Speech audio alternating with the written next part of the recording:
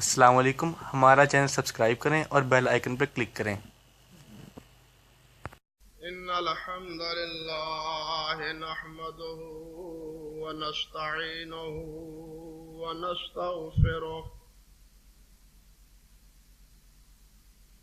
ونعوذ بالله من شرور انفسنا ومن سيئات اعمالنا،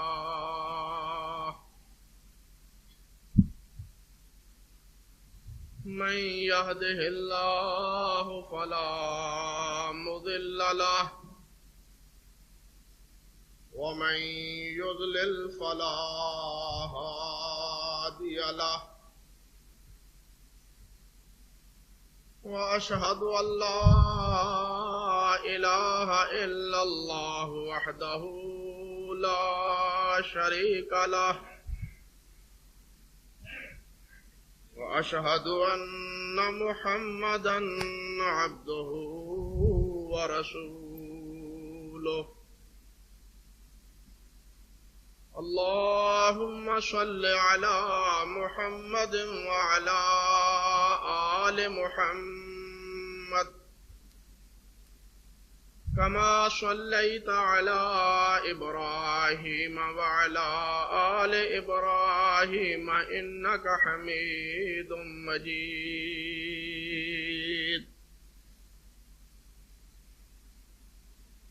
اللهم بارك على محمد وعلى آل محمد كما باركت على إبراهيم وعلى آل إبراهيم إنك حميد مجيد، رب اشرح لي صدري ويسر لي أمري واحلل عقدة من لساني يفقه قولي،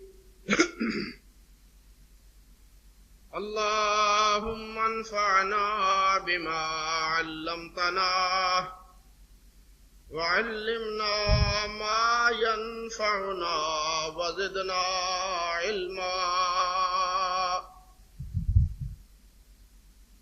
اللهم انفعنا بما علمتنا وعلمنا ما ينفعنا وزدنا علما، اللهم إنا نعوذ بك من علم لا ينفع ومن قلب لا يخشع ومن نفس لا تشبع ومن عين لا تدمع ومن دعوات لا يستجاب لها، أعوذ بالله السميع العليم من الشيطان الرجيم من همزه ونفخه ونفثه، بسم الله الرحمن الرحيم،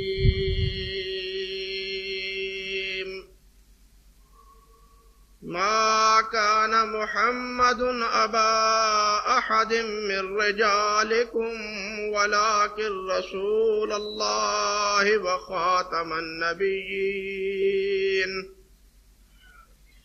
وكان الله بكل شيء عليما، سبحان ربك رب العزة عما يصفون وسلام على المرسلين والحمد لله رب العالمين۔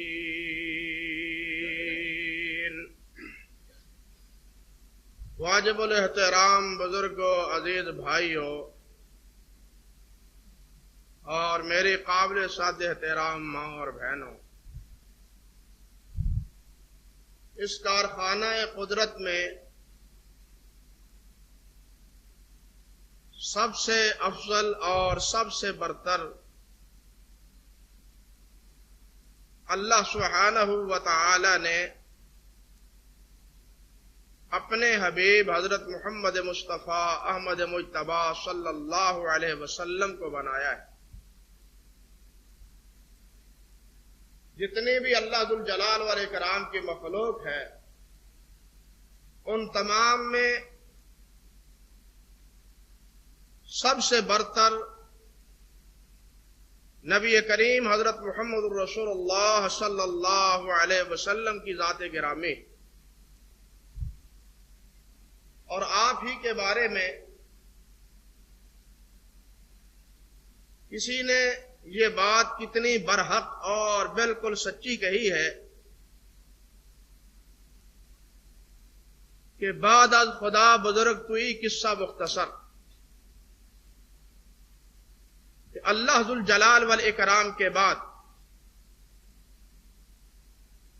اس خالق و مالک کے بعد کائنات میں سب سے بزرگ ترین اور سب سے افضل ترین ہستی حضرت محمد رسول اللہ صلی اللہ علیہ وسلم کی.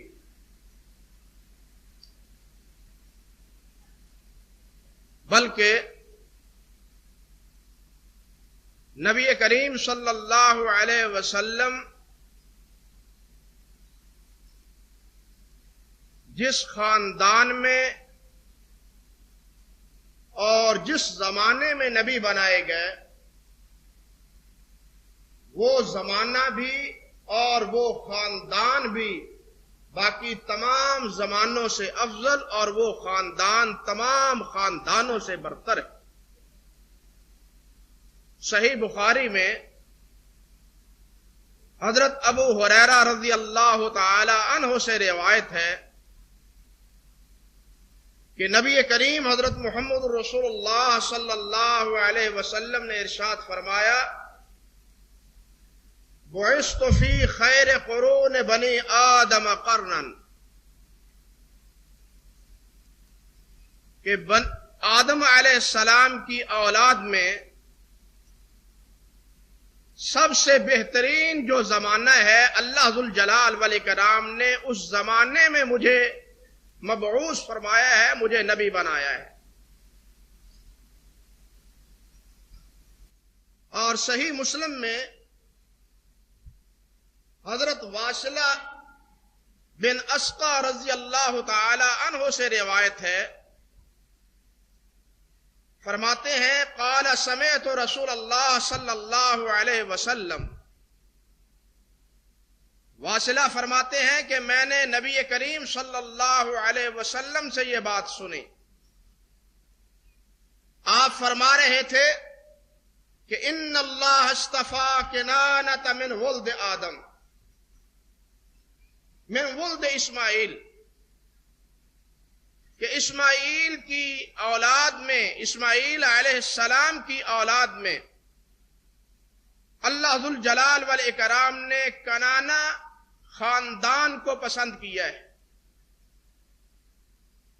اور ایک روایت کے لفظ ہے کہ ان اللہ اصطفیٰ من ولد ابراہیم اسماعیل واصطفیٰ من ولد اسماعیل کنانہ،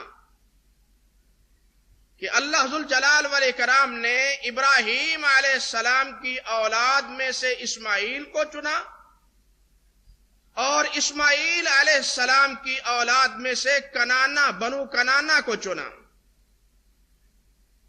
اسماعیل علیہ السلام کی اولاد میں پھر فرمایا واصطفیٰ قریشا من کنانہ، کہ بنو کنانہ میں سے، کنانہ قبیلے میں سے پھر آگے اسی کی ایک شاخ قریش کی ہے، ان کنانہ میں سے اللہ ذوالجلال والاکرام نے قریشی خاندان کو منتخب کیا.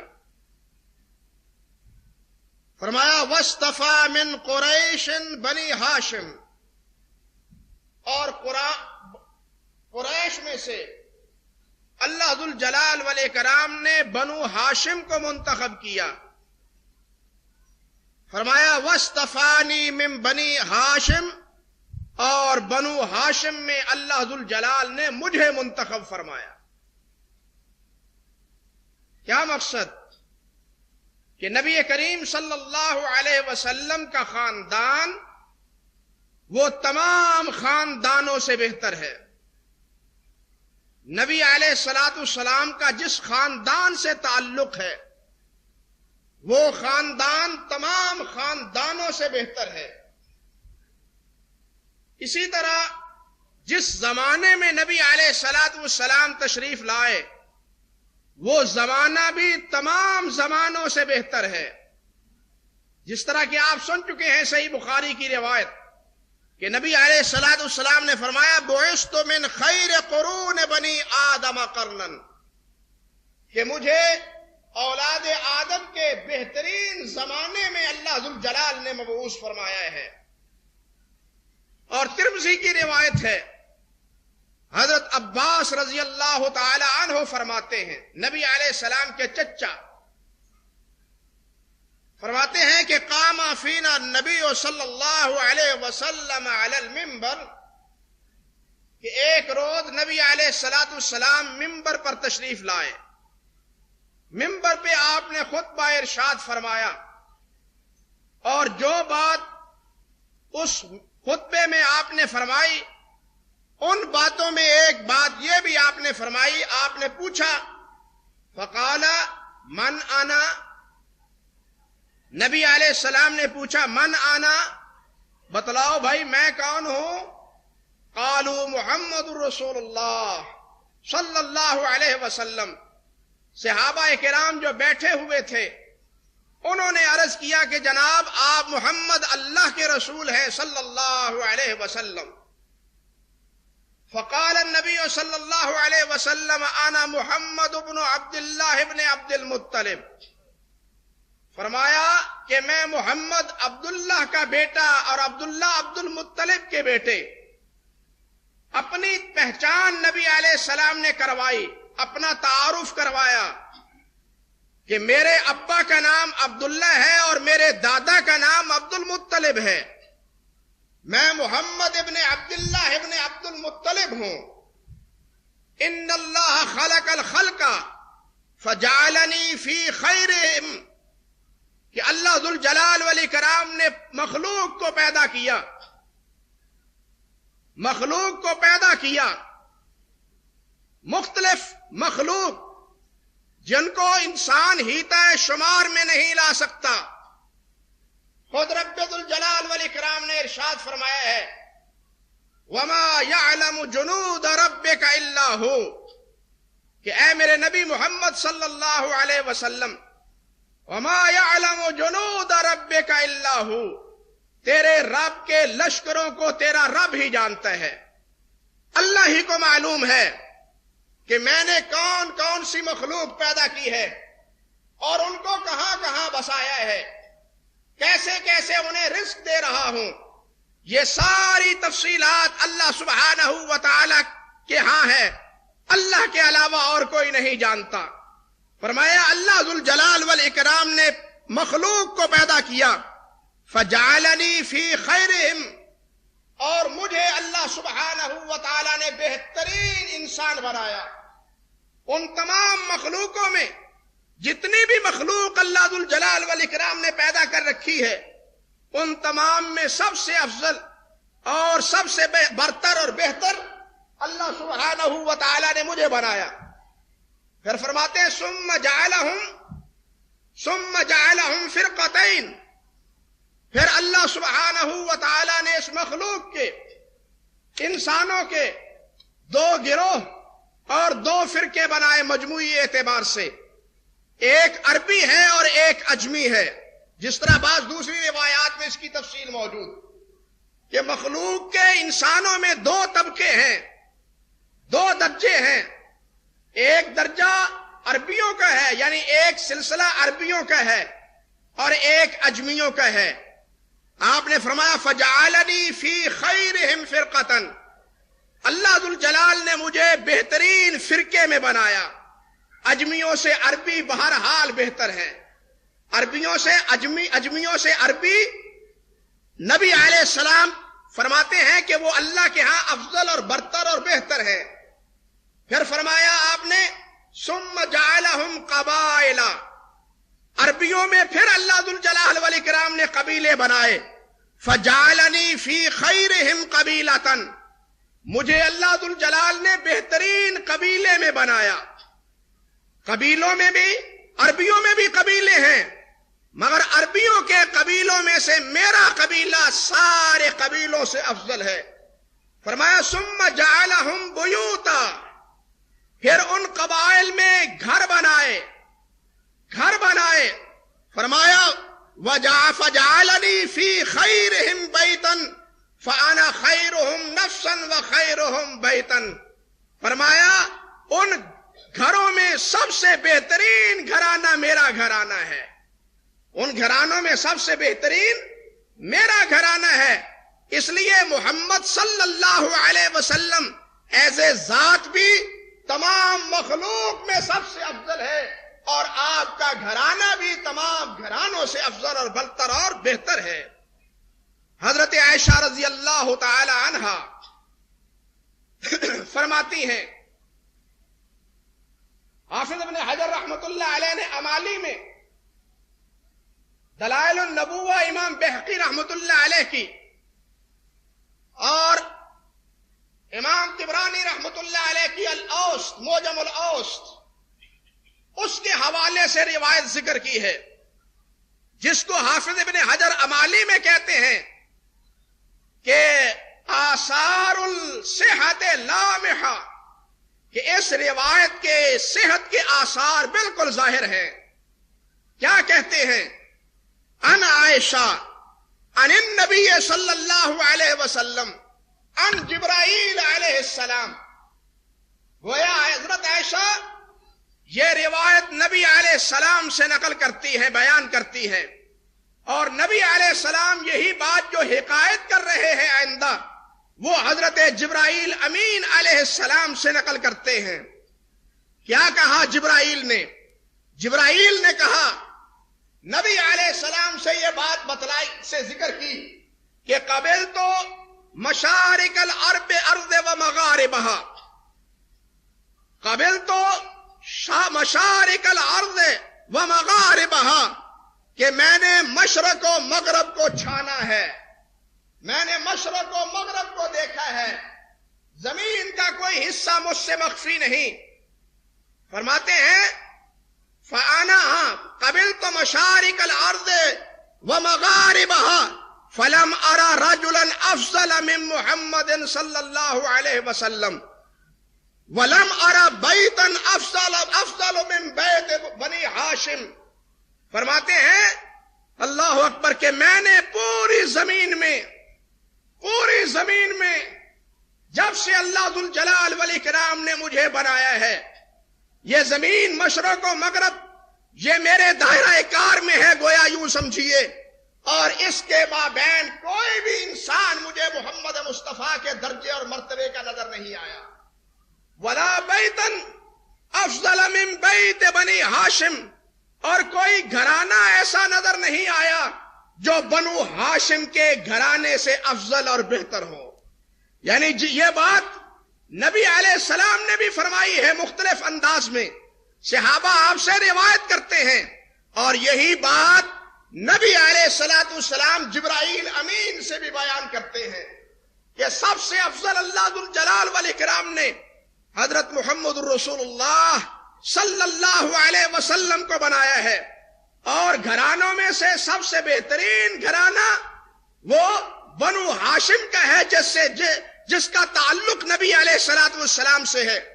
ہمارے ہندوستان میں مولانا نور محمد گزرے ہیں سوتر کے علاقے کے، انہوں نے اسی شعر کا ترجمہ کیا ہے جبرائیل، پنجابی زبان میں، جبرائیل کیا میں لیندے چڑھدے ڈٹھا جگت رسیلا، محمد جیا نہ مانس کوئی تے ہاشم جیا قبیلہ.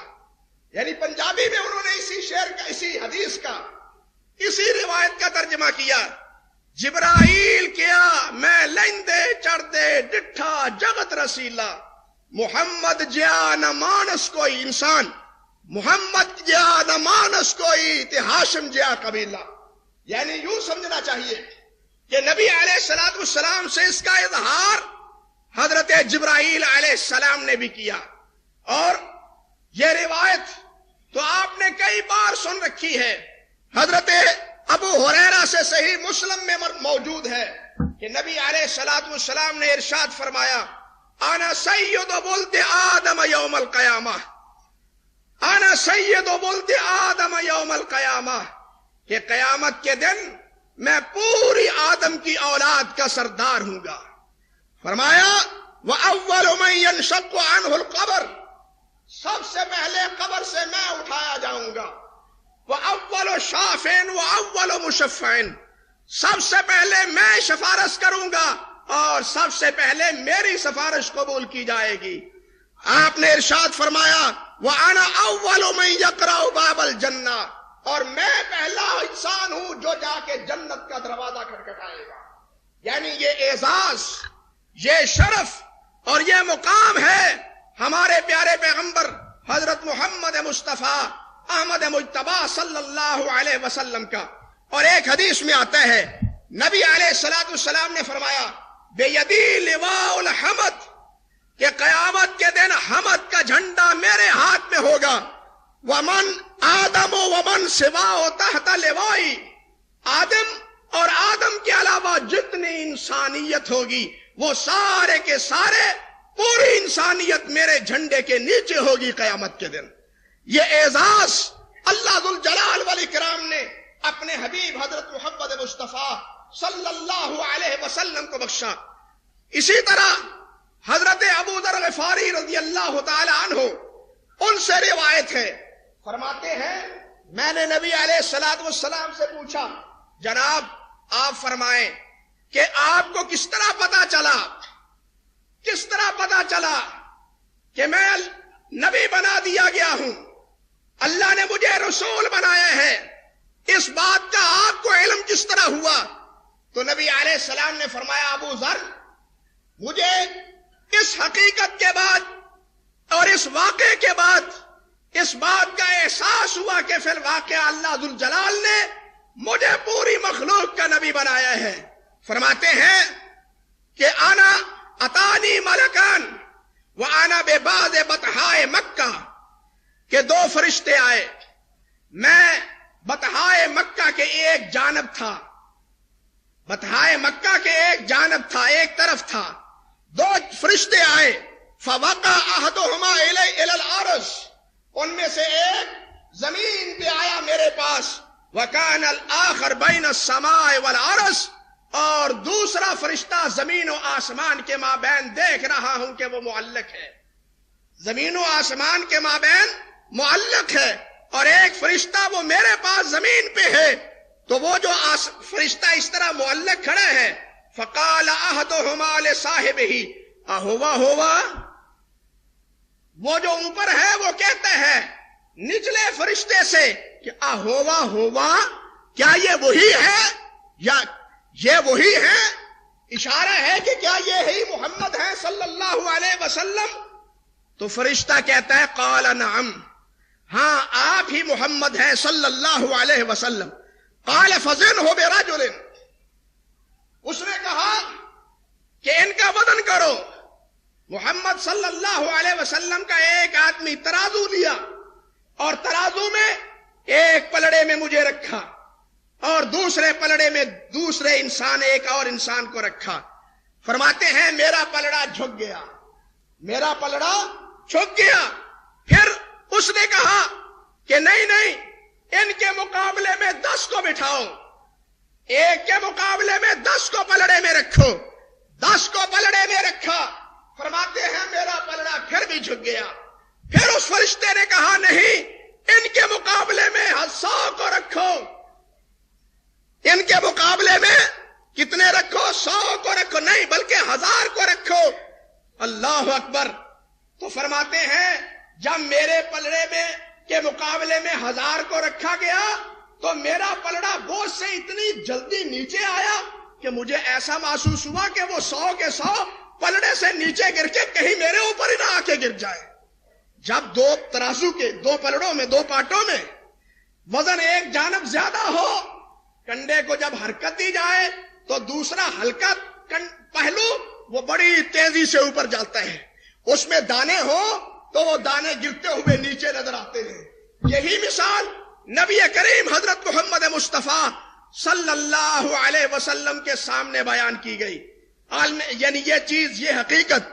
پھر اس فرشتے نے کہا قال فقال احدهما لصاحبه لو وزنته بامه لو وزنته بامته، اگر یہ تو 1000 ہے، اگر ان کے مقابلے میں پوری امت کو رکھ دیا جائے تو تب بھی ان کا وزن بھاری ہوگا، تب بھی ان کا وزن بھاری ہوگا۔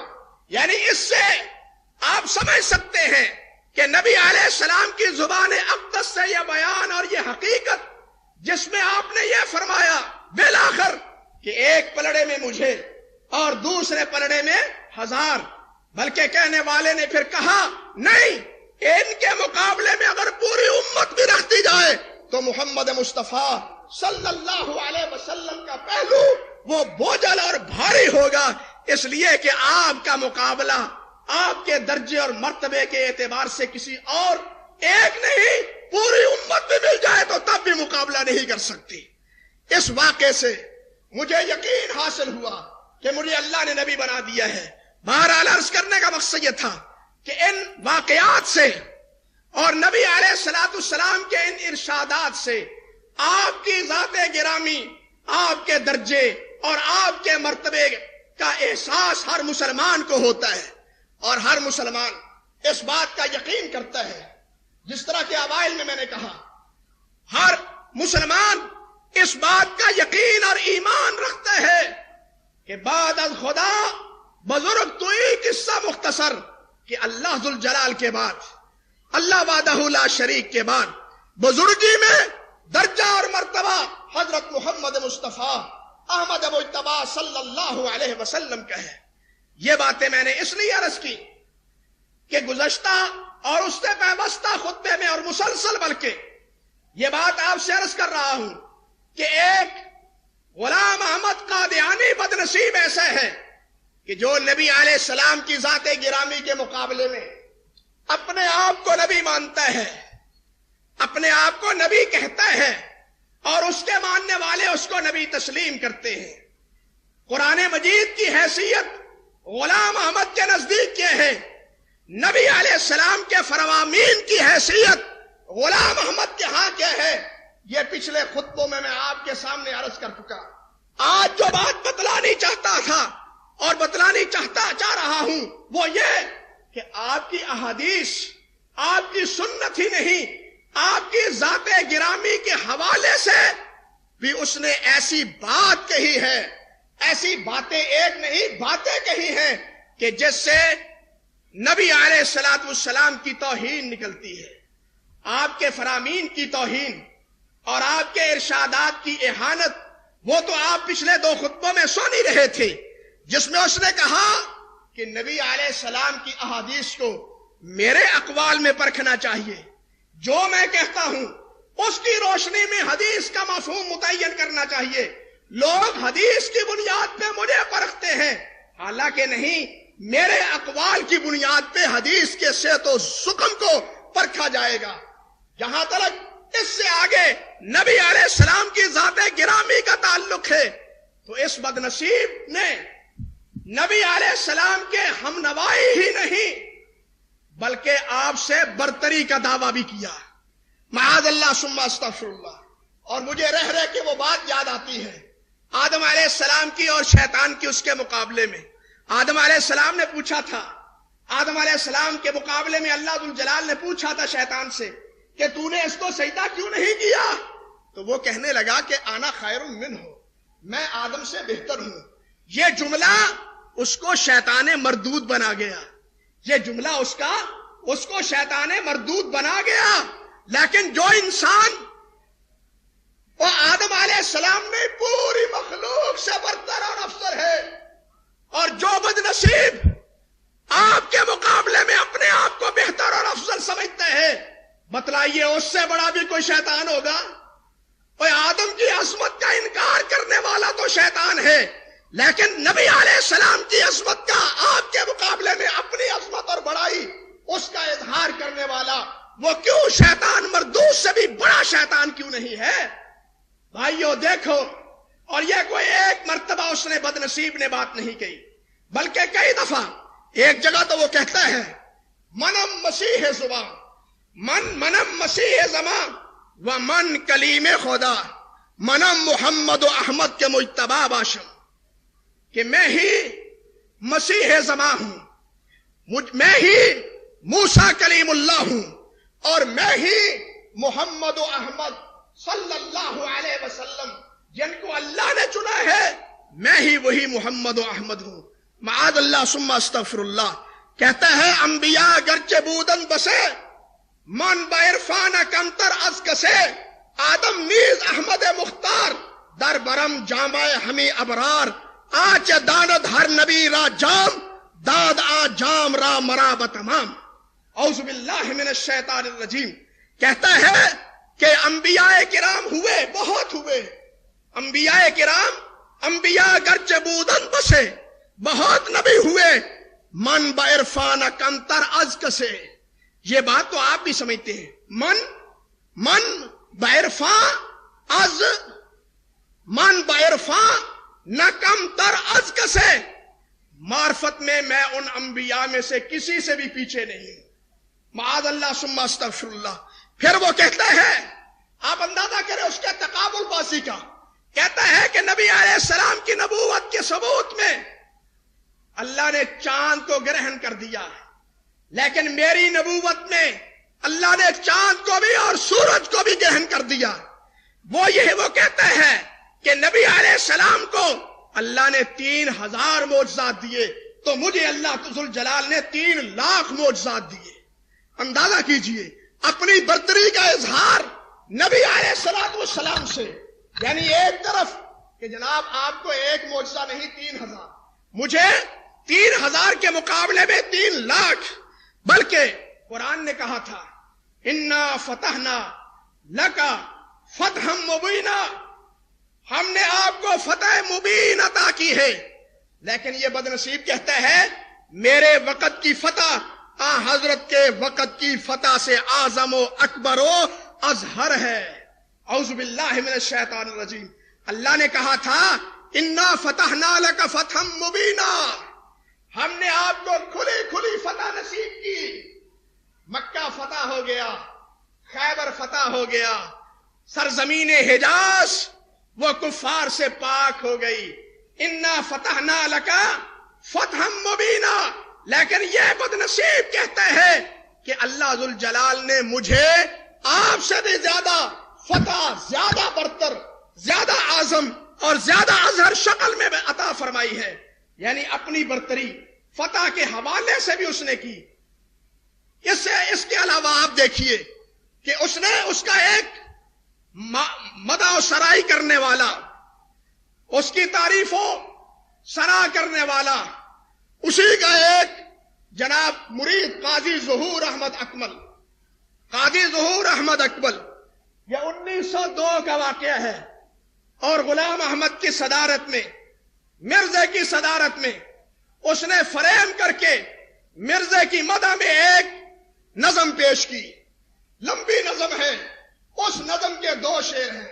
غلام احمد ان کی تصدیق کرتا ہے، جزاک اللہ کہتا ہے، اور فریم شدہ اس نظم کو اٹھا کے اپنے گھر لے جاتا ہے. گویا یہ اس کی تصدیق ہے کہ جو تم نے کہا وہ صحیح کہا. اس پوری نظم کے اشعار میں وہ یہ بھی کہتا ہے کہ محمد پھر اتر آئے ہیں ہم میں. اعوذ باللہ من الشیطان الرجیم. محمد پھر اتر آئے ہیں ہم میں، اور آگے سے بڑھ کے ہیں اپنی شاہ میں، اور آگے سے ہیں بڑھ کے اپنی شاہ میں. محمد دیکھنے ہو جس نے اکمل، غلام احمد کو دیکھے قادیہ میں. محمد دیکھنے ہو جس نے اکمل، غلام احمد کو دیکھے جا کے قادیہ میں. اعوذ باللہ من الشیطان الرجیم. آپ کو شاید یاد ہو یا نہ ہو، 74 کی ختم نبوت کی تحریک کے دوران یہی وہ فیصلہ کن شعر تھا جو حکومت کے اٹارنی جنرل نے ناصر الدین محمود کے سامنے پیش کیا. اور یہ بات بھی آپ کے گوش گزار کیے بغیر نہیں رہ سکتا کہ اس کا بقیلا بدر جو پرچہ قادیان سے چھپتا تھا البدر، اس کی 22 تاریخ کا 22 اکتوبر 1902 کا یہ پرچہ عدالت میں نہیں بلکہ پارلیمنٹ میں، آپ کے ملک کی پارلیمنٹ میں جس ہستی نے پیش کیا اور جس شخصیت نے پیش کیا وہ ہمارے ہی محسن، ہمارے ہی بزرگ حضرت مولانا حافظ محمد ابراہیم کمیر پوری رحمت اللہ علیہ تھے۔ انہوں نے اٹارنی جنرل سے، بات تو لمبی ہے لیکن ساری بات عرض نہیں کرنا چاہتا، صرف اتنی سی بات کہ اٹارنی جنرل نے کہا مرزا صاحب آپ بتلائیں کیا غلام احمد نے اپنے بارے میں اپنی مدح اور تعریف میں کوئی ایسا کلام بھی سنا اور اس کی تائید کی جس میں اس کو نبی علیہ السلام سے برتر بنا دیا گیا ہو؟ تو ناصر الدین نے جھوٹ بولا، پارلیمنٹ میں انکار کر دیا اس حوالے کا کہ یہ غلط ہے، الزام ہے ہمارے اوپر، قطعاً یہ بات اور یہ واقعہ نہیں ہوا۔ تو حافظ محمد ابراہیم کبیر پوری رحمت اللہ علیہ نے یہی بدر کا پرچہ اٹارنی جنرل کو، بلکہ سب سے پہلے مولانا توسوی کو پیش کیا، اور انہوں نے جناب پڑھ کے یہی بدر کا جب پیش کیا، حوالہ پیش کیا، تو جناب کہنے لگے، کہا گیا کہ جناب تم ایک مذہبی مقتدا ہونے کے باوجود پوری پارلیمنٹ اور پورے ملک کے سامنے جھوٹ بولتے ہو، تمہیں جھوٹ بولتے ہوئے شرم آنی چاہیے۔ تو کہنے والوں نے کہا وہ یہاں تو نبوت جھوٹی چل گئی، اگر اس نے جھوٹ بول کے شعر کا انکار کر دیا تو اس میں تعجب کی بات کیا ہے؟ بہرحال عرض کرنے کا مقصد یہ تھا کہ یہ وہ بدنصیب ہے کہ جو اپنے بارے میں اور اس کے ماننے والے اس کے بارے میں نبی علیہ السلام سے بھی اس کو برتر سمجھتے ہیں، ہم سر ہی نہیں برتر سمجھتے ہیں، معاذ اللہ اور ثم استغفر اللہ۔ بھائیو، میں مسلسل یہ بات آپ سے عرض کر رہا ہوں کہ یہ ان دنوں میں یہ موضوع میں نے کیوں اختیار کر رکھا ہے؟ اس لیے کہ آپ کو آگاہ کیا جائے کہ اس وقت ہمارے ملک کی تمام تر پالیسیاں وہ امریکہ نہیں، قادیانی امت کے ہاتھوں مرکوز ہو کے رہ گئی ہیں۔ آج قادیانیوں کو تبلیغ کرنے کی چھٹی مل رہی ہے، آپ کو شاید اطلاع نہ ہو۔ اسی کے نتیجے میں 400 سندھ میں 400 مسلمان قادیانیت اختیار کر چکے ہیں۔ اور یہاں یہی نہیں، یہ جو سرحدوں کے بارے میں ایک بات چلتی ہے، ایک ہو جائیں، سرحدیں مٹا دیں، یہ سرحدیں مٹانے کا داعیہ اور یہ موقف بھی سب سے پہلے کس کا تھا؟ قادیانیوں کا تھا۔ 1947 میں 15 اپریل 1947 میں ان کا ماہنامہ الفضل، اس میں بشیر الدین محمود کا یہ بیان آج بھی ریکارڈ موجود ہے کہ کہنے لگا، اس نے کہا ہمیں کوشش کرنی چاہیے کہ ہندو مسلم سوال اٹھ جائے اور ساری قومیں شیر و شکر ہو کر رہیں تاکہ ملک کے حصے بکھرے نہ ہوں۔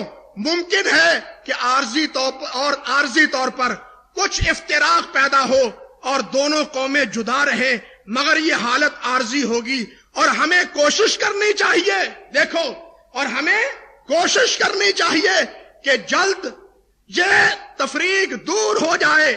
بہرحال ہم چاہتے ہیں کہ اکھنڈ ہندوستان بنے، اکھنڈ وہی ہندوستان کی زبان، اکھنڈ بھارت، اکھنڈ ہندوستان بنے اور ساری قومیں شیر و شکر رہیں۔